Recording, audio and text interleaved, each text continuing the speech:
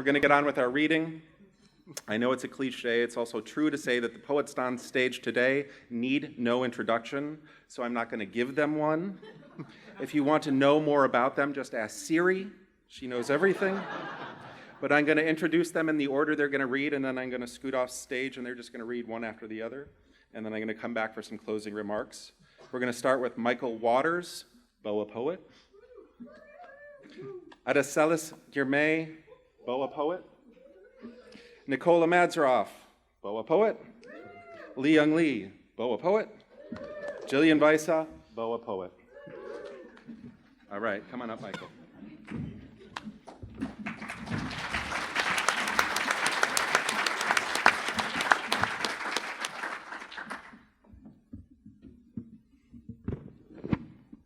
Thanks. I'm just absolutely privileged, honored, all of that to be part of this.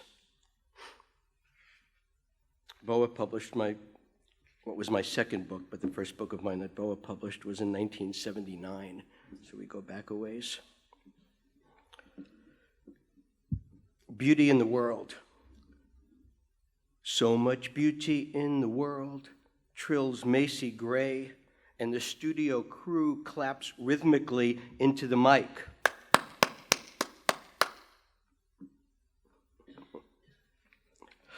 As though the response to beauty should be applause, as in fact it was each summer evening in the 80s at the outdoor cafe on the cliff on Eos, where the rousing final movement of Dvorak was synced to the sun's declension, so that the orchestra crescendoed, then abruptly ceased at the precise moment the amaranthine disk of sun dissolved into the Aegean.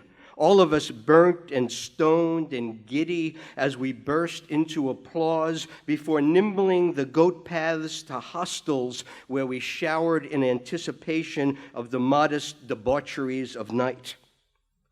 But it's the applause that stays with me rather than the ravers on holiday in their sheer linens and seamless tans, the applause and the beauty that provoked it, the sunset so elemental in that sparse landscape, the inexhaustible swiving of sun and sea, the hissing we thought we heard below the cellos and violas and timpani, less the devil's beckoning tongue than the sizzle of skin, perversely pleasurable, more than enough sacrifice for our sins as we stared all day at each other's bodies, then entered them each night. That sibilant psss, louder as flesh touched flesh in imitation of sun and sea, in homage to sun and sea, to so much beauty in the world. Oh, Macy Gray, I'm clapping along right now, stopped at the traffic light, years and miles away from the island, which still blazes in beauty without me. Even at this hour when all the young fuckers who have followed my hoof prints sigh in their sleep and the sun slips out of the sea with no one watching, not one lost sylph searching for her sandal or ghost of shepherd or farmer on donkey to begin this day with the joyful prayer of applause.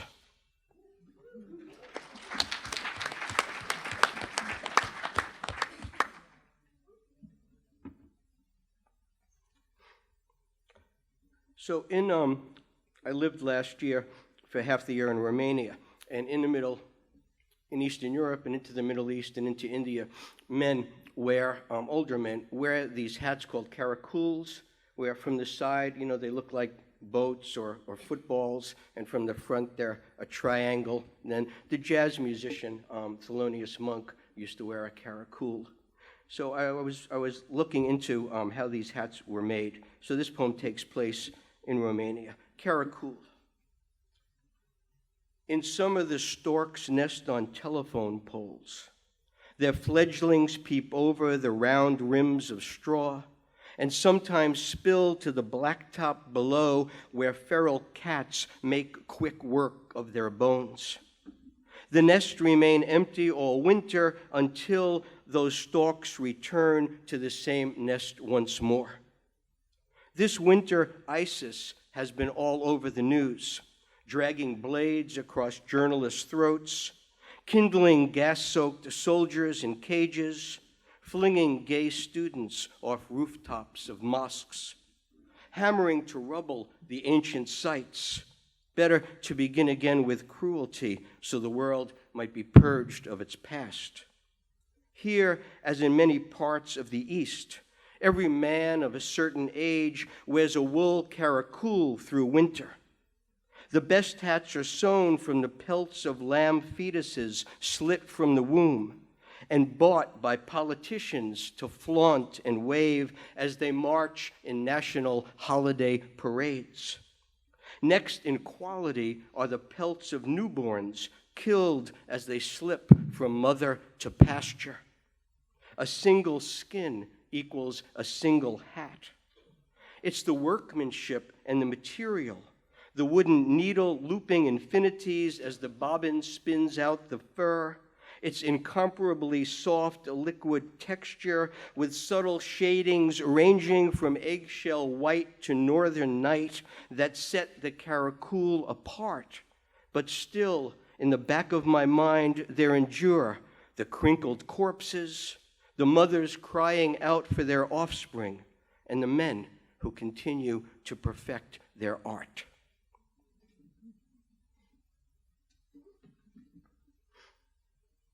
All over Romania, one sees signs.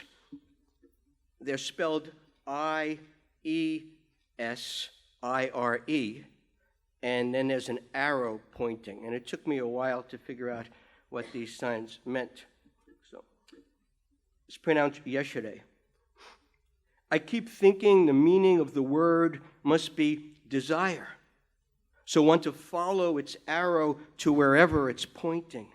That ballroom through which desire throbs like a wound, like the strings of the bass of Charles Mingus.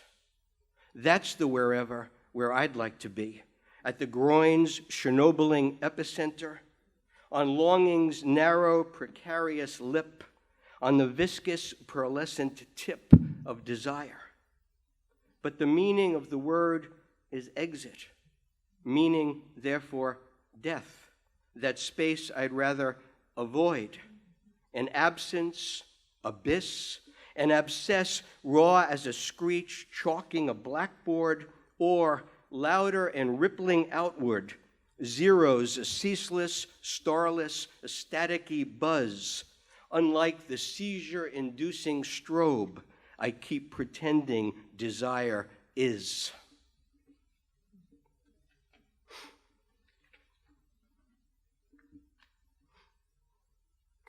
Remember, body, this is after Cavafy.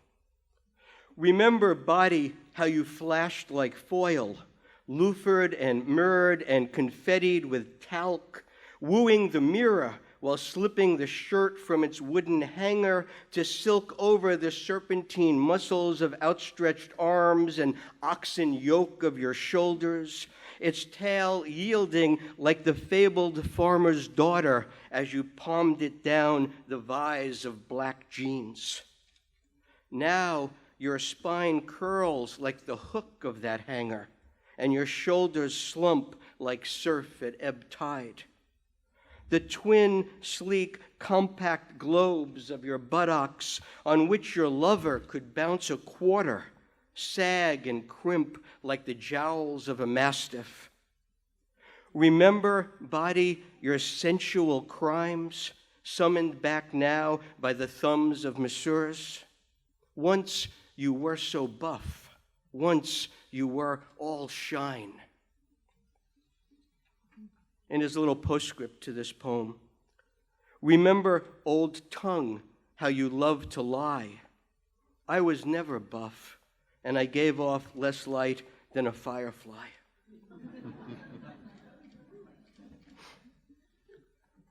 This poem came out of a friend telling me the strangest place she had ever made love.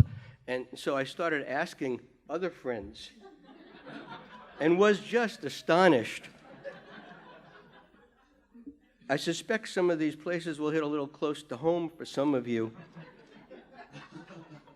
Friends have made love in strange spaces. ambulances, dog houses, their kids' tree houses, bell towers, clock towers, tower records, Christmas crutches, canoes, reptile houses and failing zoos. I'm not making that up. On diving boards, altars, billboard catwalks, bocce ball courts, trampolines, on that bathtub-sized, gilt-framed Victorian mirror that once may have pleasured a brothel wall, propped in the scenic route antiques barn till we roofed it home, let it gulp a blue sky, Windexed it, gentled it onto the rug so we could assemble screw eyes, braided wire, the glass breathing light, drawing depth. Then swam together on that melting glacier above the fluid couple who quickened beneath us, wavery twins flashing below the surface who gave themselves fully, flesh times flesh times flesh, before breasting up to resume their labor, to heft the mirror onto our parlor wall. Look how they grin, those wild ones, those swingers. In this last poem, I was watching that beautiful film, but was surprised when I saw myself to realize that I was bald. Yeah, funny to you. 60s sonnet. I have become handsome in my old age. You're cute, smiled Denise, breaking up with me, but cute is all you'll ever be.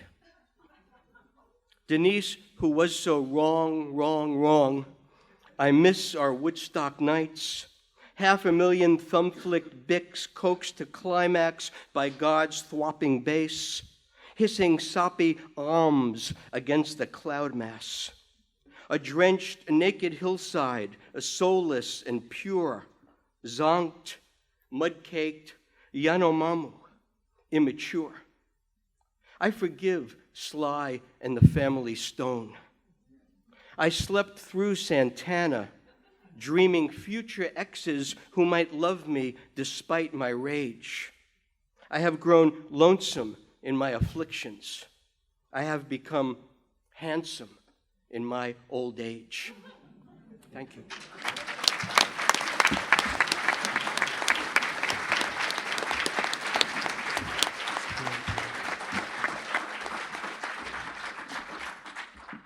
Thanks, Michael. Thank you. I have some copies of what I'm going to read, if that's helpful to anybody. Thank you. Not enough for everybody, but just 10, if that's helpful to anybody.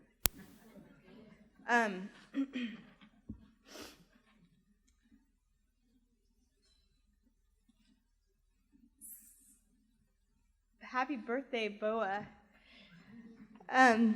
Yes,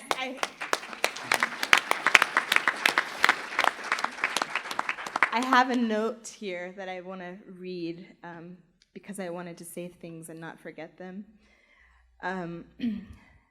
BOA, the roundness of vowels and the bright green shock of a thick-bodied snake rather than a feathery scarf was what I must have saw sometime in the seeming privacy of the high school library, as my Aunt Darlene taught me to do when I was young, spending time in the aisles, letting the titles and names fall like leaves into my thinking. Somehow the hand tried reaching for Miss Lucille. Though it was over 20 years ago, I remember still exactly where the poetry shelves were then at that school, though I did not think that I could write it, I mean really write it, and though I did not think that I was a poem reader or capable of really reading it, whatever that meant. I had been reading it since I was in middle school, slowly going to school inside my mother's copy of The Black Poets, edited by Dudley Randall. What I mean to say is, there were the writers and there were the poems that shook me to my core. They were the ones opening my world up, brightening, giving language and questions to show it, slowing it down. In the strain and strangeness of my becoming, they were my company, the books and poems. And there were the publishers without whom I would have never found myself in such company, with such aunties and friends, even when I was alonest. Thank you, BOA, for all the work and for all the hands that delivered just so, all of the poems, for helping to bring the books of writers like Bridget Pegeen Kelly, Barbara Jane Reyes, Laurent Basselar, my fellow writers here, and of course, forever, ever, Miss Lucille. Brilliant, expansive, concise schoolhouse of soul and language and being people together. It is so special to me that we should be celebrating BOA's birthday. So many births I've had in the pages of books published by BOA. Happy births, lucky us in all the ways. This is a poem by Miss Lucille Clifton, February 13th, 1980. First published in 1987, I think. 21 years of my life, you have been the lost color in my eye, my secret blindness, all my seeings turned gray with your going. Mother, I have worn your name like a shield. It has torn but protected me all these years. Now even your absence comes of age. I put on a dress called woman for this day, but I am not grown away from you, whatever I say.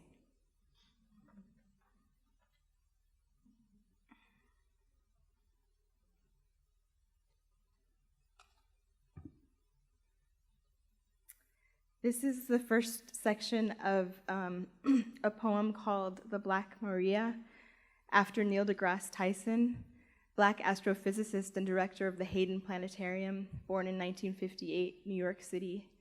In his youth, deGrasse Tyson was confronted by police on more than one occasion when he was on his way to study stars. Body of space, body of dark, body of light. The Skyview Apartments, circa 1973, a boy is kneeling on the rooftop, a boy who, it is important to mention here, his skin is brown, prepares his telescope, the weights and rods, to better see the moon. His neighbor, it is important to mention here that she is white, calls the police because she suspects the brown boy of something she does not know what at first, then turns with her looking, his telescope into a gun, his duffel into a bag of objects thieved from the neighbors' houses, maybe even hers. And the police, it is important to mention that statistically they are also white, arrive to find the boy who has been turned by now into the suspect on the roof with a long black lens, which is, in the neighbor's mind, a weapon, and depending on who you are, reading this, listening to this, you know that the boy is in grave danger. And you might have known somewhere quiet in your gut, you might have worried for him in the white space between lines 5 and 6, or maybe even earlier. And you might be holding your breath for him right now because you know this story. It's a true story, though miraculously, in this version of the story anyway, the boy on the roof of the Skyview lives to tell the police that he is studying the night and moon and lives long enough to offer them, the cops, a view through his telescope's long black eye, which, if I am spelling it out anyway, is the instrument he borrowed and the beautiful trouble he went through, lugging it up to the roof to better see the leopard body of space speckled with stars and the moon far off, much farther than, since I am spelling the thing out, the distance between the white neighbor who cannot see the boy, who is her neighbor, who in fact is much nearer to her than to the moon, the boy who wants to understand the large and gloriously unhuman mysteries of the galaxy, the boy who, despite America, has not been killed by the murderous jury of his neighbor's imagination and wound. This poem, once only the moon in its hair and the boy on the roof, this boy on the roof of this poem with the moon in his heart. Inside my own body, as I write this poem, my body is making a boy, even as the radio calls out the Missouri coroner's news, the Ohio coroner's news, 2015.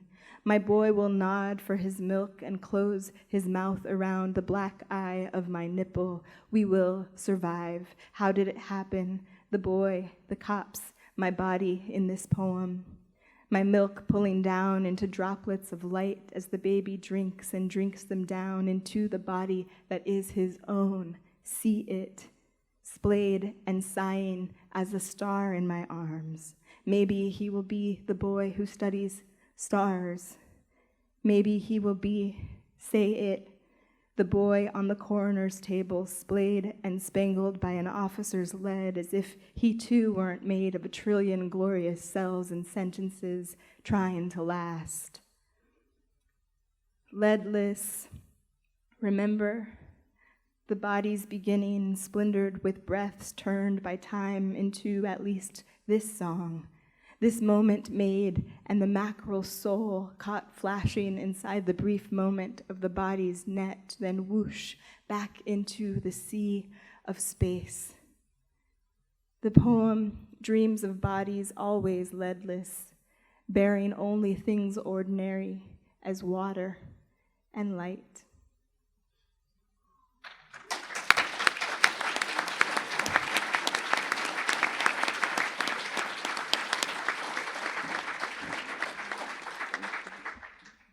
Thank you.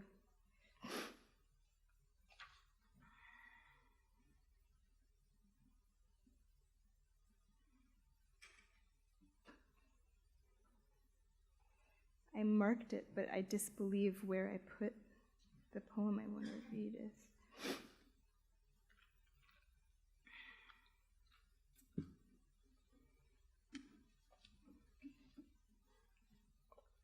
So I'll close with this poem, which is part of a cycle called El Elegy,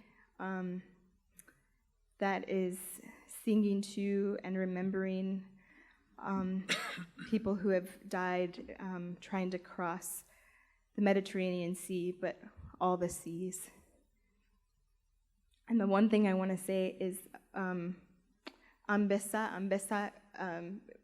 means lion in Tigrinya, which is the language of my father, and I only have a peppering of words, so I don't speak Tigrinya, but it's something that you say when you're encouraging someone. You call them lion, you say Ambessa.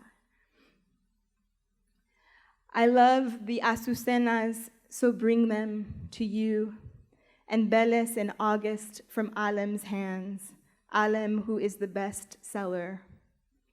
I love the rain when it is hot and raining, and the color of beets, the color of shiro in the kitchen jar, the sound of bees, the word worki and the word shukor, and the slow high flight of the soccer ball, and the water sound of my love's guitar.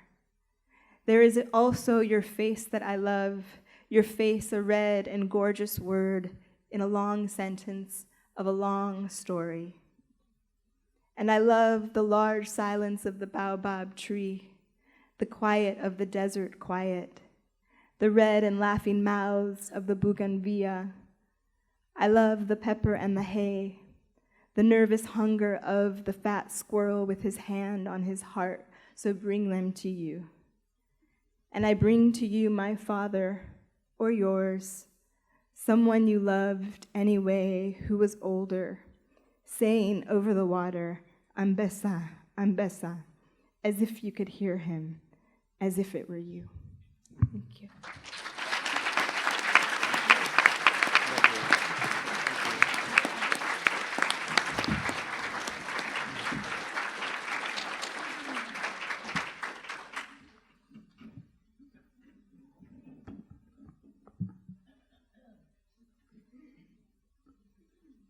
Thank you, BOA, for publishing my first book in English. Thank you, all of you, for being here. I would like to thank also to my translators, Peggy and Graham Reed, Magdalena Horvat and Adam Reed. And of course, thank you, Lee and me, for the support. I think you were the one to send the poems to BOA. Thank you, Caroline Forchet, Adam Zagajewski, and Tomasz Shalomov, who supported the book. Fortunately, he's not with us anymore. And thank you, BOA, for bringing me over the ocean. I always considered my body as a shadow of my poetry. I'm always late.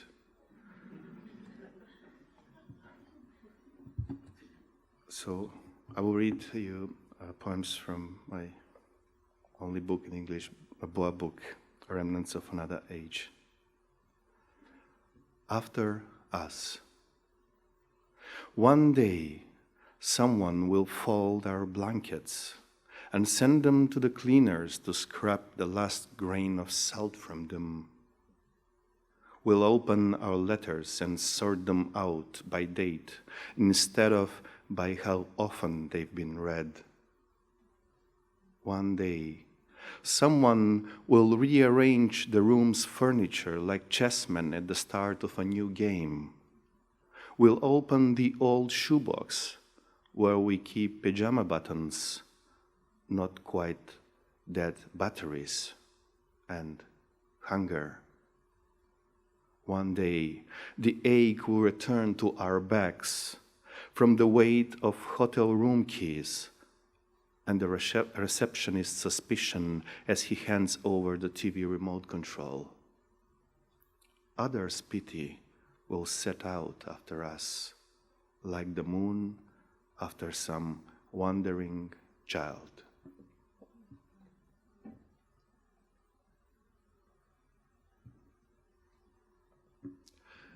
I don't know. Distant are all the houses I'm dreaming of. Distant is the voice of my mother calling me for dinner, but I run toward the fields of wheat. We are distant like a ball that misses the goal and goes toward the sky. We are alive like a thermometer that is precise only when we look at it. The distant reality every day questions me like an unknown traveler who wakes me up in the middle of journey saying, "Is this the right bus?" And I answer, "Yes." But I don't know. I don't know the cities of your grandparents who want to leave behind all discovered diseases and cures made of patience. I dream of a house on the hill of our longings, to watch how the waves of the sea draw the cardiogram of our falls and loves, how people believe so as not to sink, and step so as not to be forgotten. Distant are all the huts where we hid from the storm and from the pain of the deers dying in front of the eyes of the hunters who were more lonely than hungry. The distant moment every day asks me, "Is this the window? Is this the life?" And I say, "Yes," but I don't know. I don't know if birds will begin to speak without whispering a sky.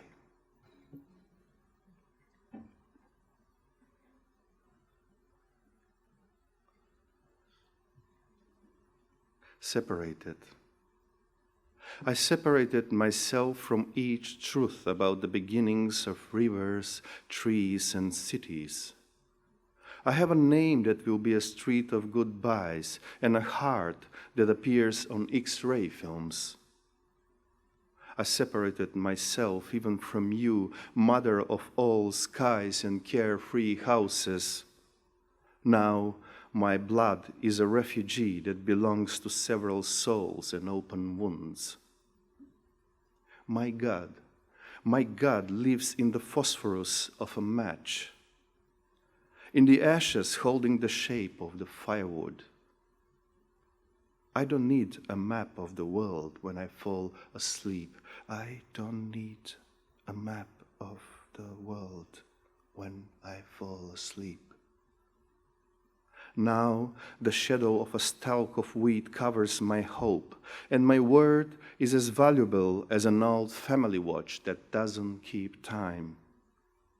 I separated from myself to arrive at your skin smelling of honey and wind, at your name signifying restlessness that counts me down, opening the doors to the cities in which I sleep, but don't live.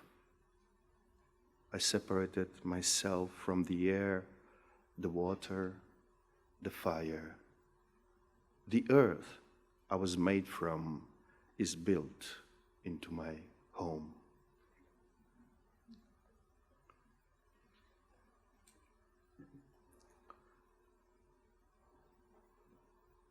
Shadows pass us by. We'll meet one day like a paper boat and a watermelon that's been cooling in the river. The anxiety of the world will be with us.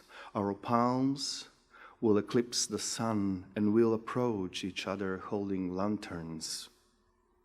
One day, the wind won't change direction. The birds will send away leaves into our shoes on the doorstep. The wolves will come after our innocence.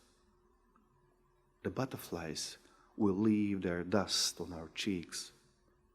An old woman will tell stories about us in the waiting room every morning. Even what I'm saying has been said already.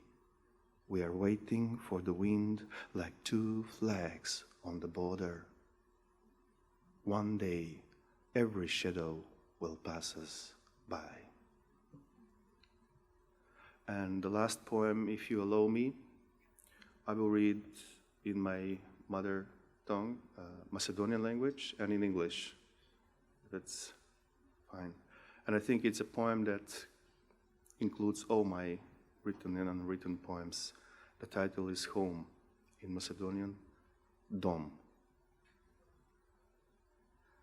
Živev na krajot od gradot kako ulično svetlo na koje nikoj nemuja menuva svetilkata. Pa jažiната ги држеше зидовите заедно, а пота нашите споени дланки. Во преобразбите на невешто со зиданите камења го крие в плишаното мече, спасувајќи го од сонот. Деноноќно го оживува в прагот, враќајќи се како пчела што секогаш се враќа на претходниот цвет. Беше мир кога го напуштив домот. Гризнатото јаболко не беше потемнето, на писмото стоеше марка со стара напуштена куќа. Контивките простори, од раѓање се движам и под мене празнини се лепат како снег, што не знае дали на земјата или на воздухот припаѓа.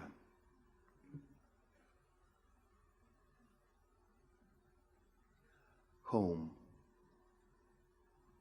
I lived at the edge of the town like a street lamp whose light bulb no one ever replaces. Cobwebs held the walls together and sweat our clasped hands. I hid my teddy bear in holes in crudely built stone walls, saving him from dreams. Day and night I made the threshold come alive, returning like a bee that always returns to the previous flower. It was a time of peace when I left home. The bitten apple was not bruised. On the letter, a stamp with an old abandoned house. From birth, I have migrated to quiet places, and voids have clung beneath me like snow that doesn't know if it belongs to the earth or to the air. Thank you. Благодарам. Thank you very much.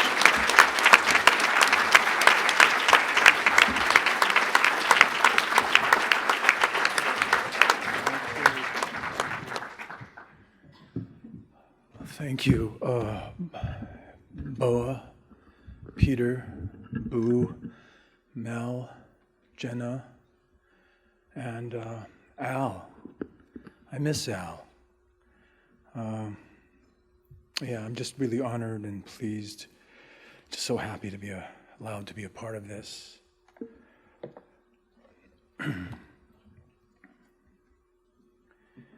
These poems, more and more, these poems come out of my confusion. I keep mistaking the earthly beloved for God, and leads to a lot of problems. So I think this is a love poem to God, maybe, or I thought it was to a person, but maybe not, I don't know. This is called I Loved You Before I Was Born. I'm sure we've all had that feeling. I loved you before I was born. It doesn't make sense, I know. I saw your eyes before I had eyes to see, and I've lived longing for your every look ever since. That longing entered time as this body, and the longing grew as this body waxed, and the longing grows as this body wanes. That longing will outlive this body. I loved you before I was born. It makes no sense, I know. Long before eternity, I caught a glimpse of your neck and shoulders, your ankles and toes, and I've been lonely for you from that instant. That loneliness appeared on earth as this body, and my share of time has been nothing but your name outrunning my ever saying it clearly, your face fleeing my ever kissing it firmly once on the mouth. In longing, I am most myself, wrapped, my lamp mortal, my light hidden and singing. I give you my blank heart. Please write on it what you wish.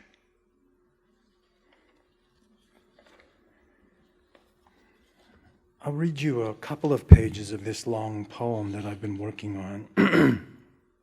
I had a vision of Sophia, the wisdom aspect of God. I'd been praying all my life for this vision. I belong to a meditative tradition where you try to have, to clarify your own mind, you practice visions, and I'd been praying for this vision for a long time, and when I finally had it, I messed it up, because I had a vision of Sophia, and all I could do was think about kissing her. And so I'll read you a section of that. This is called the Undressing. The Undressing. Listen, she says.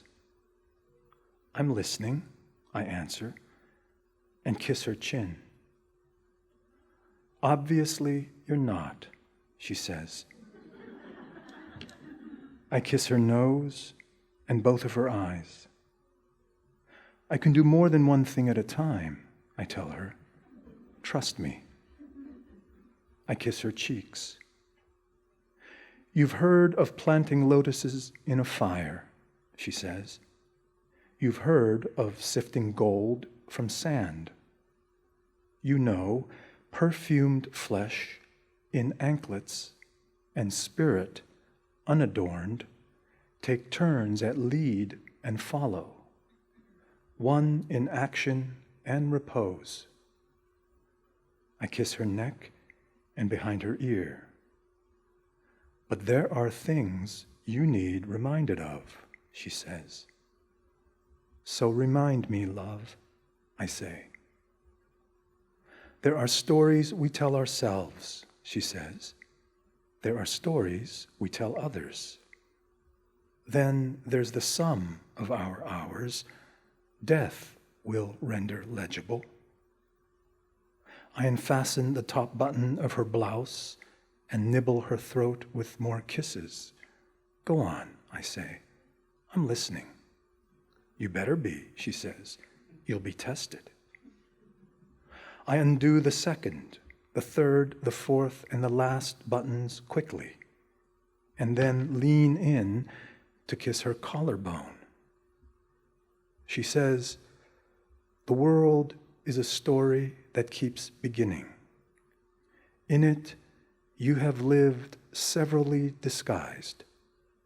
Bright ash, dark ash, mirror, moon, a child waking in the night to hear the thunder, a traveler stopping to ask the way home.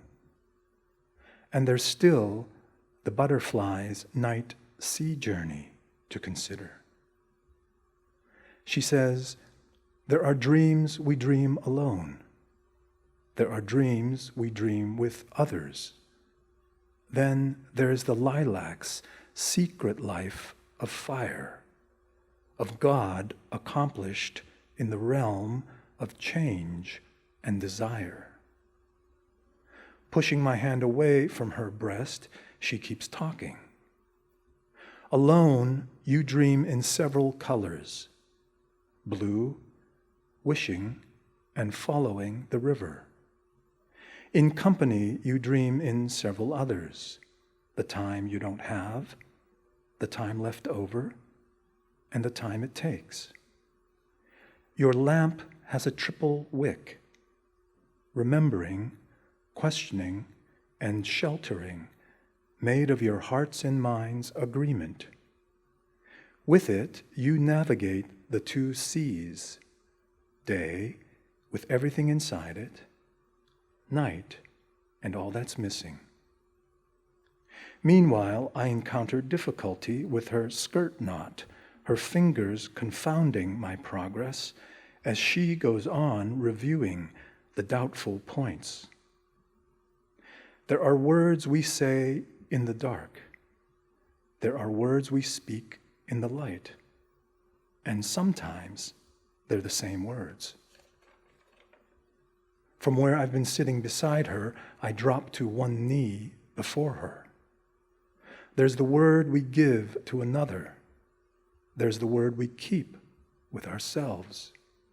And sometimes they're the same word. I slip one hand inside her blouse and find her naked waist. My other hand cradles her bare foot, from which her sandal has fallen. I'll stop there.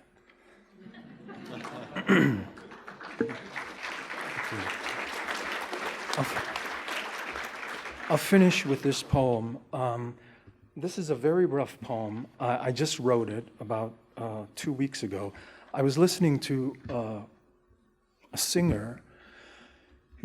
You don't want to look her up, but in case you do, her name is Kishore Amankar. Do not listen to her. You will be wrecked. I am having a hard time recovering. Unless you want to just walk around grief-stricken, and you walk around and think, oh, my body's made of tears. Do not listen to her. You spell it K-I-S. In case you're self-destructive, her first name is Kishori, K-I-S-H-O-R-I. Last name is Amankar, A-M-O-N-K-A-R. I hope I'm pronouncing that correctly. And I'd been listening to her for a long time, and I kept thinking, oh man, I want to write something to this music. And one day I was just kind of playing her over and over, and so I did this. So it's a little rough, but I wish I could play her while I'm reading this, but this is called Spoken For. Spoken For. I didn't know I was blue until I heard her sing. I was never aware so much had been lost, even before I was born. There was so much to lose, even before I knew what it meant to choose. Born blue, living blue, hidden blue, blue in concealment. I've lived all my life at the plinth of greater things than me. Morning is greater, with its firstborn light and bird song. Noon is taller, though a moment's realm. Evening is ancient and immense, and night's storied house more huge. But I had no idea, and would have died without a clue, except she began to sing, and I understood my soul is a bride enthralled by an unmet groom, or else the groom wholly spoken for, blue in ardor, happy in eternal waiting. I heard her sing and knew I would never hear the true name of each thing until I realized the abysmal ground of all things. Her singing touched that ground in me. Now, dying of my life, everything is made new. Now, my life is not my life. I have no life apart from all of life, and my death is not my death, but a pillow beneath my head, a rock propping the window open to admit the jasmine. I heard her sing, and now I'm no longer afraid.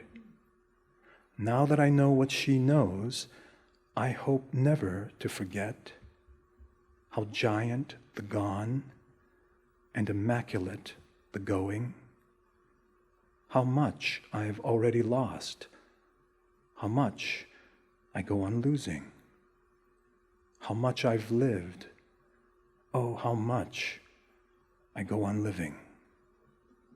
Thank you.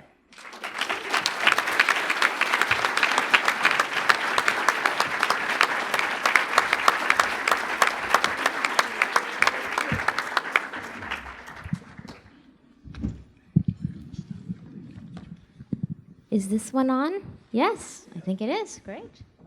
I also have handouts for anyone who needs them. Dustin has volunteered to give you a copy if you would like my remarks and the poems. My name is Jillian Weise. I'm thrilled to be on this panel with poets I have long admired. Thank you to Peter, Melissa, and Jenna for your dedication to this incredible press. I want to tell a quick story about a bench. 4 years ago, I started asking the organizers of this conference for benches. I spoke to them in person and I emailed them. I said, please, can we have some benches? Maybe just in between the book fair and the meeting rooms, or in between point A and point B at the convention center, because some people like me can't walk long distances. AWP said there wasn't enough time. AWP said, no, you can rent a wheelchair, though. AWP said the fire marshal said no. Meanwhile, this year, I had one conversation with Peter Connors at BOA Editions. our first conversation about benches. And guess what? There's a bench at the BOA Editions booth at the book fair.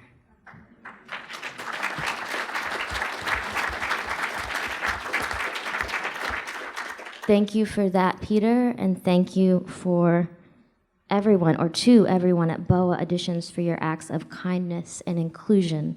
I am honored and humbled to be among you. This poem is a love poem, semi-dash, from the Book of Goodbyes. The last time I saw Big Logos, he was walking to the quantum physics store to buy magnets. He told me his intentions. He was wearing a jumpsuit with frayed cuffs. I thought the cuffs got that way from him rubbing them against his lips, but he said they got that way with age. We had 2 more blocks to walk. Once I do this, what are you gonna do? He said. I wish you wouldn't do it, I said. Big Logos bought the magnets and a crane delivered them to his house after he built the 900 megahertz superconductor. I couldn't go to his house anymore because I've got all this metal in my body. I think if you love someone, you shouldn't do that. Build something like that on purpose, right in front of them. I love to do voices. This is a poem in voices. It precedes a project I'm currently working on, which is making YouTube videos under the alias of Tipsy Tullivan for a series called AWP, Tips for Writers. This is a precedent, Cafe Loop. It was first published in Word Gathering, an online journal of disability poetry, literature and art edited by Mike Northern. It's a fabulous journal. It's in 2 voices. She's had it easy, you know. I knew her from FSU back before she was disabled. I mean, she was disabled, but she didn't write like it. Did she talk like it? Do you know what it is exactly? She used to wear long dresses to cover it up. She had a poem in the Atlantic. Yeah, I'll take water. Me too, with a slice of lemon. It must be nice to have the Atlantic. Oh, she's had it easy, all right. She should come out and state the disability. Actually, she is very dishonest. I met her once at AWP. What will you have? I can't decide. How can she write like she's writing for the whole group? I mean, really, it's kind of disgusting. It's kind of offensive. It's kind of a commodification of the subaltern identity. Should we have wine? Yeah, let's have something light. It makes you wonder how she lives with herself. Oh, I wouldn't mind. I would commodify and run. She's had it easy. I can't stand political poetry. She never writes about it critically. If it really concerns her, she should just write an article or something. I heard she's not that smart. My friend was in class with her, and he said, actually, she's not that smart. I believe it. I mean, the kind of language she uses, it's so simple, elementary. My friend said she actually believes her poems have speakers. Oh, that's rich. I'm sorry, but if the book's called Amputee and you're an amputee, then guess what? You're the speaker. So new criticism. Really, I don't like her work at all. I find it lacking. And this is my last poem. It's a site-specific poem. It is written for this time and this place only. It is called Envoy. If you are disabled and confused about why this conference rejected all the panels on disability aesthetic, I am with you. If you are disabled and you don't tell anyone because of stigma and prejudice, I am with you. If you are going to need a drink later, I am with you. Let's celebrate at the 40th anniversary party for BOA Editions. Thank you.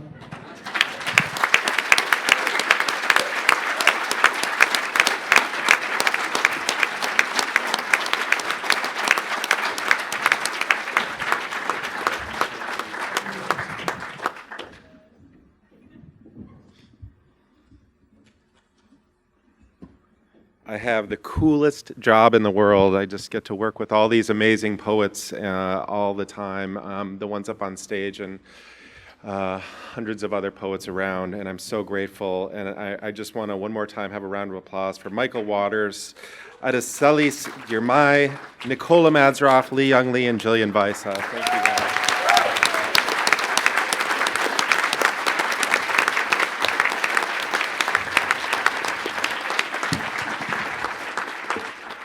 I'm going to do one quick thing, and I hope you'll bear with me. I know we've been here for a little bit, but every month, in honor of our 40th, we've been asking people to submit stories about their ultimate reading experience and their interactions with poetry and books. And so, as it turns out today, our winner for March is here, and he happened to write about, in his experience, Lee Young Lee. And I thought, well, the winner is here. Lee Young is here. The winner gets a copy of Lee Young's chapbook, which is already signed. So if you'll bear with me for 1 minute, I just want to read the entry, which is really beautiful, and then I'm going to ask him to come up, and Lee Young's going to present him with the chapbook. Okay? So this is the entry. It is not always the profound words we read that offer the opportunity for change. Sometimes it is the simple ideas that provoke us, appeal to us, and challenge us to appreciate what life has provided.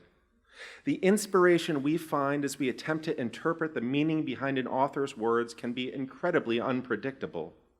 One such experience happened to me a few months ago. It started with my girlfriend's passion for Lee Young Lee's writing, which she has loved since she first began reading poetry. The inspiration she has found in his writing has not only influenced her as a writer, but motivated her to create some incredibly beautiful poetry of her own. It is through her passion for poetry that I have come to appreciate some of its wonderful subtleties. She often compares me to the character in Lee Young Lee's poem, Virtues of the Boring Husband. Initially, I was not overly fond of this comparison, not wanting to admit to being so boring that I could put her to sleep simply by speaking. It wasn't until much later, when we were reading a book out loud to each other one evening, that I gained a greater appreciation for this comparison. She had just finished reading a chapter, and now it was my turn to read. Within just a few minutes, I could feel her body begin to relax and weigh more heavily on my lap, and I could hear the deep breathing that often accompanies a good sleep. It took me a moment to realize what had happened, but then it hit me. I had done what I had previously feared. I had put her to sleep simply by the sound of my voice. I contemplated waking her up at first, debating whether I could recover what dignity I felt I had lost, but then I realized there was so much to appreciate in this moment, so much I had failed to see when she originally compared me to that boring husband. Here I was, reading this great book with this amazing woman, sleeping soundly in my lap. I should consider myself lucky, I thought. While a simple example, it was through reading and poetry that I was able to appreciate and enjoy this moment for what it was. I am forever grateful to Lee Young Lee and my amazing girlfriend, Christine, for inspiring me, their passion for poetry, and for providing me with an opportunity to discover a new and more affectionate meaning to the word boring. Now when she calls me boring, I simply remind myself what an honor it is to be able to put her to sleep at any moment simply by talking. So that was submitted by Adam Wetch of Avondale, Arizona, but kind of we're going to say Christine won this with him, I think we would all agree. So if Adam and Christine could both come up here.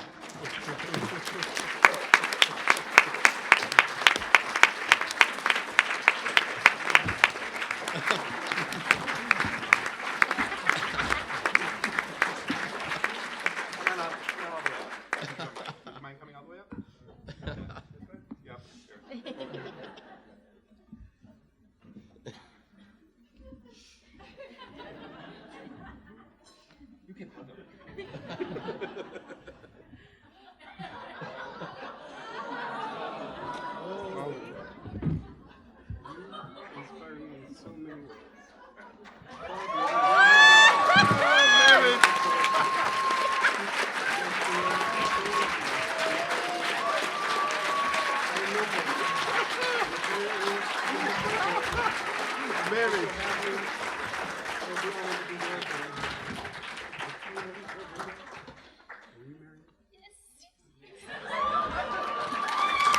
She said yes.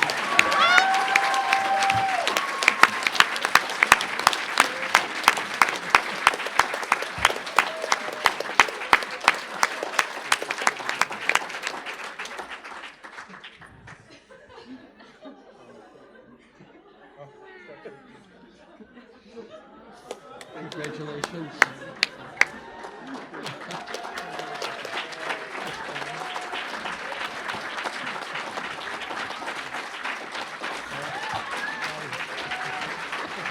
Adam and Christine, congratulations.